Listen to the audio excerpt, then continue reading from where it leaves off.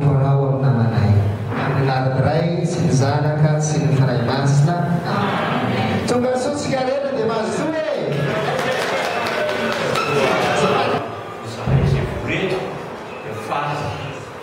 rasoa ho an'ny rahavavy ho an'ny zanak'opera io manasana sy zavatra rehetra atao hiraka monareo e hiraka iny Andriamanitra hiraka congregazione rehetra zay tianareo koa faty izay faty izay miarahaba fety ary tena zarainay akafanina izany due parole siamo veramente lieti di essere tra voi in questo momento di gioia che condividiamo il nostro cuore e che il Signore vi benedica e per la strada avete sempre un cammino missionale,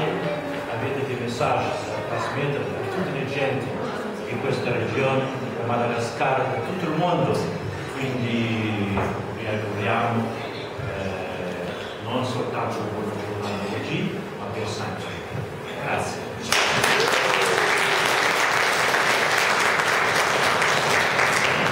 Jadi ada sosani segera macam ni taman ni fitenen, dia cuma kemana makanya ni cuma susah dia ni politik pun dia saudara dia misalnya anak saya dia tidak faham saya masa saya baru saja itu sekarang kan mira bayar di soal menemukan itu opera biasa saya mira saja ini saya membuat sedikit dia maka masuk saya berbeda satu dari kelemahan sendiri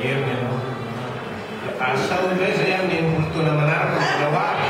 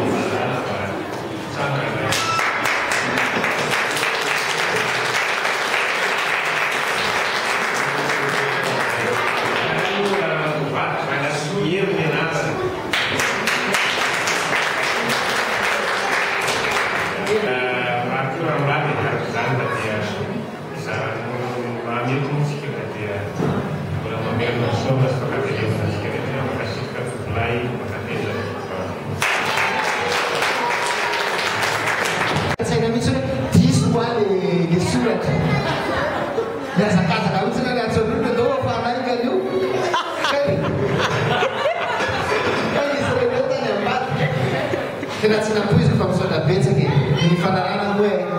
a casa fete ma sera Bernadette Giovanna e nasa si ambulance san di nasmo e nasa pizza e nasa Hernando Lunena del Hernando Lunena del nasa Hernando Ri e adesso grazie anche a voi tutti famiglie amici parenti anche al mio superiore padre Ernesto che è qui presente. Vi ringraziamo della vostra compagnia e della vostra presenza.